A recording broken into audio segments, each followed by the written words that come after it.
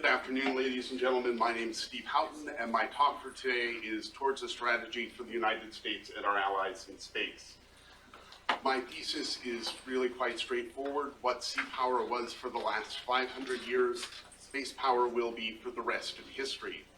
As sea power allowed for the rise of certain civilizations to world hegemony and to a liberal world order, those who master space power will gain access to great wealth and will be able to set the terms for a coming solar order, liberal or otherwise. So my talk basically falls into two parts. What is space power, and why is it important, and how can we get some? I'm making an argument for an analogy to sea power. We'll discuss a bit of that history. We'll look at the wealth that could come from space and the strategic position of the Earth vis-a-vis space. The analogy to sea power is quite straightforward. Sea power allows one to defend an island nation or a coastal nation from attack by sea. It allows one to attack island or coastal nations in turn. It allows one to protect one's own trade and to attack the trade of others. And it allows for rapid communications and reconnaissance.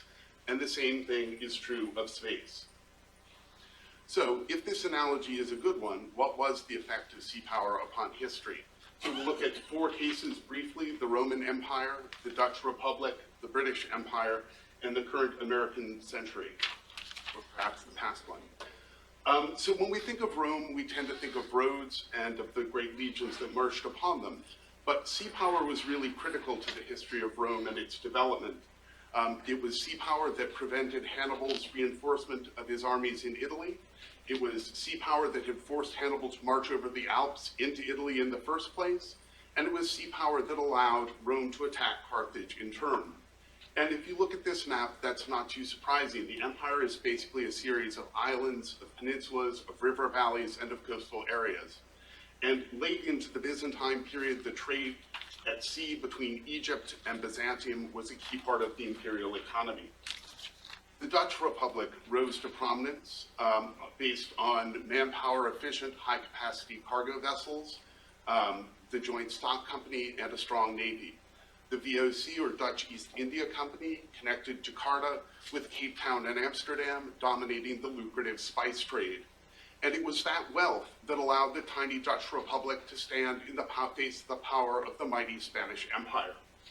When William, the Protestant defender, took the English throne at the Glorious Revolution, the balance of naval and financial power switched from Amsterdam to London. And this map shows the result: a globe-spanning empire with territories on all 6 of the inhabited continents. It was sea power alone that could protect its vital sea lines of communications. And this map also shows part of the cause. As an island nation, Great Britain, the Royal Navy was its first line of defense. From 1690 to 1805, the Royal Navy tended to dominate at sea, with the notable exception of our War of Independence, when the French were briefly able to gain dominance off the coast of North America, which put General Cornwallis in an unfortunate position and allowed us to gain our independence. As a result of British sea power, the wealth of world trade passed through London, and that sustained Britain during the 20 years of the wars of the French Revolution. From the Battle of Trafalgar to the beginning of the First World War, the Royal Navy was completely dominant, with more than 80 capital ships in 1914. Likewise, the last 100 years have been largely a phenomena of sea power. When, over the course of the 2 world wars, again, British sea power sustained Britain in the face of large continental powers. But during that period, British power at sea eroded and that of the United States increased.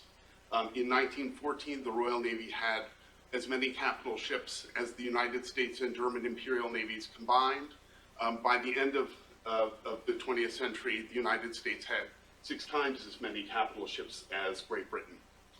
So, as sea power controlled access to great wealth, so too I would say that space power will control access to great wealth, material, intellectual, cultural, and moral. Now, the material wealth from space is really quite straightforward. The sun produces 3.8 times 10 to the 26 joules of energy every second, more than 20 trillion times the humanity's use of energy every second. Likewise, there are millions of asteroids, but the 100 most valuable ones are each projected to have a value in excess of $10 quadrillion. That is 100 times annual world GDP each. The moon has enough iron to produce O'Neill cylinders with an area in excess of 1 trillion square kilometers of living area. That will allow humanity not only to increase its standard of living by orders of magnitude, but also its populations in a like way. And that will produce several effects. It will solve the underpopulation problem. It will help us harness the frontier effect, and it will bring large increases of knowledge in both the human and physical sciences. We often think about an overpopulation effect problem, but even if we think that there are short-term problems regarding pollution and feeding the people that we have, in the long term, we don't have enough people. Intelligence, the ultimate resource, is almost certainly highly synergistic, and therefore a population 10 times as large is almost certainly more than 10 times as productive. Furthermore, a larger population means more genetic diversity, which means more material for natural selection to act on. And if you think that natural selection no longer operates, nevertheless, clearly a genetic bottleneck would not be a wise thing to allow into our population. So increase in the population is good for that reason as well. As Robert has mentioned, most amusingly in his book, How to Live on Mars, frontier societies tend to innovate to meet the challenges that they face, and they also tend to be free from stifling intellectual conformity, a problem that I think our society is really starting to face quite seriously. Also, in the physical sciences, biology should make some major advances as we settle not only Mars, but all of the minor solar system bodies. And also, we should get increases in knowledge in astronomy, in geology, etc. As we settle the millions of asteroids, there will be hundreds of thousands of new societies that will really make the comparative human sciences a possibility for the first time. And all that intellectual wealth will be part of a larger cultural wealth. New cuisines, new forms of art, new philosophies, new systems of government. Perhaps most importantly is the moral wealth from space. Nothing could do more for human morality than to once and for all put a stake through the heart of the Malthusian illusion. And furthermore, as we settle the millions of small solar system bodies, we will form lots of new cultures. We'll allow for broad cultural diversity. We could have, feminist societies living without men. We could have religious societies living celibate lives to the glory of God. We could have objectivists trying to live out rational egoism. There would just be a massive increase in, the human experience. And also, those two things, a realization that we don't have to fight over wealth, and we don't have to fight over how we're going to try and live together, may allow for a certain degree of peace. But peace does not come from the ignoring of strategic considerations. So I want to talk briefly on the strategic position of space and Earth. And I would say that fundamentally, space is the high ground. Space is like being in the hills over Dien Bien Phu looking down on the poor French paratroopers. Or, more importantly, it's like being Great Britain during the 17th, 18th, and 19th centuries, where the Royal Navy protects you from the problems of Europe, while allowing you to benefit from many of the good parts of Europe, and it allows you to develop your own industries, your world trade, and also form settlement colonies. So, if space power is the source of great wealth, how do we get some? I would say that just as sea power arises from the commercial and military use of the sea, so too space power will arise from the exploration, industrialization, and settlement of space.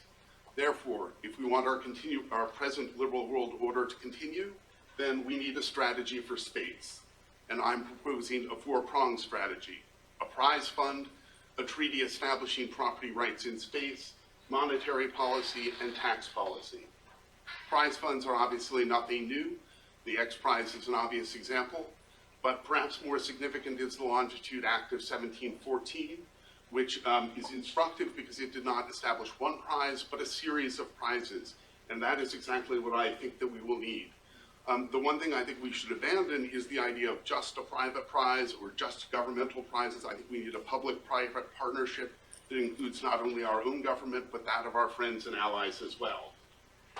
So I think we need prizes in 6 categories: launch systems, large capacity booster prize, a prize for low cost, and a prize more speculatively for advanced launch system.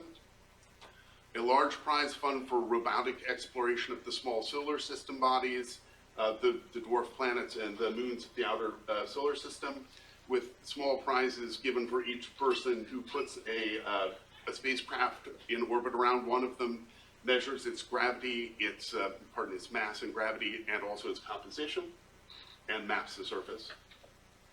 For near-Earth industry, I think we need a prize for a solar power station, a prize for building a demonstration solar shade.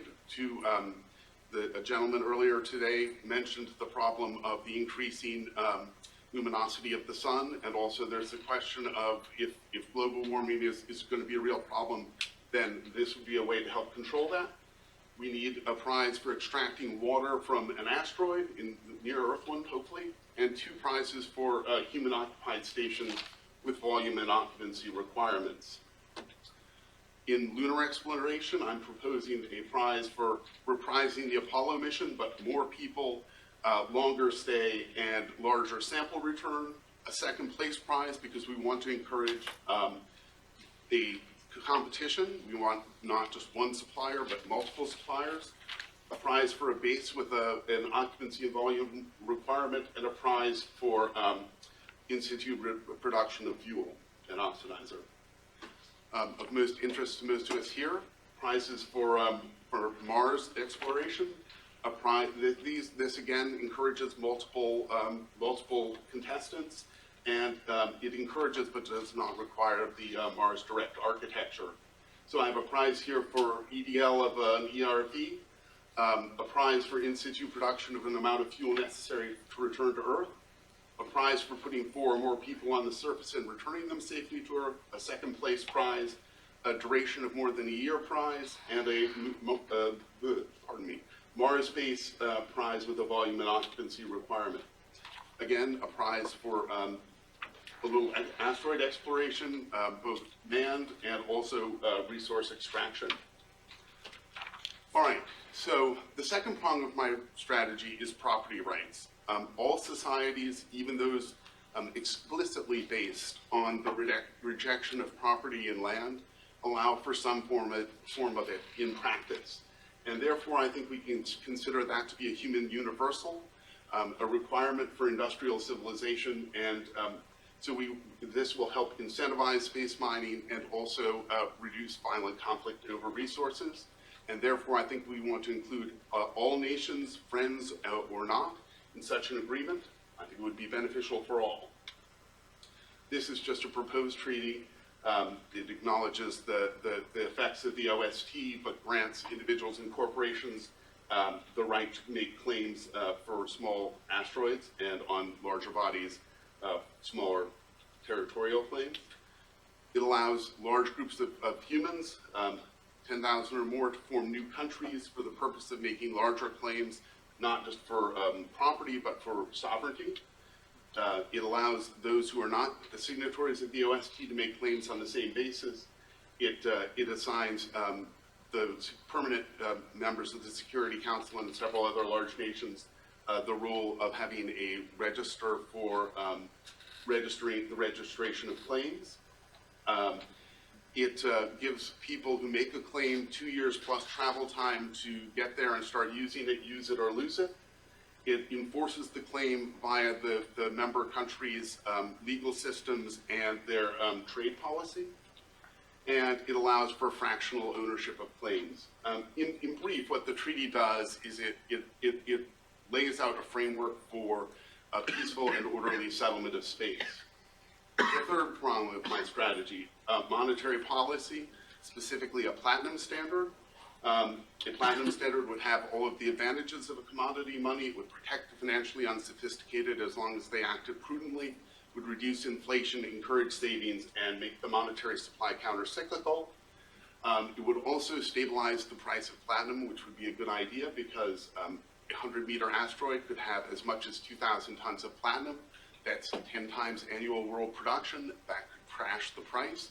And while we want the price of platinum to go down, we don't want it to crash so quickly that it discourages asteroid mining. So that would prevent that. Tax policy, counting income, whether wages or profits from space at a reduced rate. I was thinking, at first 10 cents on the dollar and then rising slowly over time would allow, it would do two things. First, in the case of taxes on wages, it would encourage the use of labor because it would basically be a form of subsidy on the use of human labor. And we're all humans, we want to go out into space, so we want to encourage the use of human labor in the industrialization of space. By, again, with investment, if we had a principle that you could lock in the rate where you first made your investment, then it would encourage early investment in space industrialization. So, in sum, my strategy basically is 4 prongs. The prize fund will encourage exploration and early industrialization. The treaty would encourage both settlement and industrialization. The monetary policy would encourage savings and asteroid mining, and the tax policy will encourage early investment in the space economy and a human-centric space economy. So, 500 years ago, during the reign of our late sovereign lady of glorious memory, Elizabeth, it was a time of great uncertainty. There was the Protestant Reformation, the wars of religion, the Dutch War of Independence, the Great Armada. But it was during that period that the foundations were laid for the rise of our current liberal world order. Now, 50 years after the Apollo moon landings, is also a time of great uncertainty. There's the rise of China toward great power status. There's the war with radical Islam. There's the rise of new nationalist ideologies. And I think that marks this as a similar inflection point in world history. So I think we have to ask ourselves, 500 years from now, will our descendants see this as a time when the foundations were laid for their solar civilization? Thank you very much for your attention, and I look forward to your questions. Do you envision a common currency in space, and do you think, at least with respect to Mars, a bank? Well, my model legislation actually lays out the specific coin sizes for the platinum standard that I'm proposing. Yes. Whether every country will follow that, who knows? I can't answer that question. Quick follow-up. With respect to taxes, I think that you have some really sound ideas, but you didn't address estate taxes. Well, that's true. I did not. I guess that was perhaps I had not thought of the strategic implications of that. I think there certainly are large ones. I'll have to think about it more. Yes, sir. Is there an inflection point after which a Navy confers hegemony? Like, you seem to have studied naval history a lot. I'm thinking about Starlink. I'm thinking about, is there an inflection point after which essentially you've created you've penetrated a new medium like the oceans or now space commercially enough that, the Navy is predictably following? Do you see that? Like, in my studies of history, you can see that trade in armies, trade in navies, trade in air forces seem to, kind of work in lockstep, so that the number of military craft active right now is comparable to the number of commercial craft, and similarly in the ocean. Well, I mean, obviously, in any state that's not like totally libertarian, the government has a lot to say about all of those things, and they tend to you know, use those in common. I think is an obvious truism of history. I think there was someone over here before I asked someone over there again. Yeah, I just wanted to ask, how is your fund price different from NASA's budget? Well, that would be something that would have to be laid out. I would hope we could maybe increase NASA's budget a little and not cannibalize NASA's budget to fund the prize fund. My basic idea on that is that Congress would pass a law establishing a prize corporation, and then for every dollar that people gave to it voluntarily, the Congress would basically match that. Yeah, you mentioned a 2-year limitation period to allow governments or companies to go and privatize sections of space.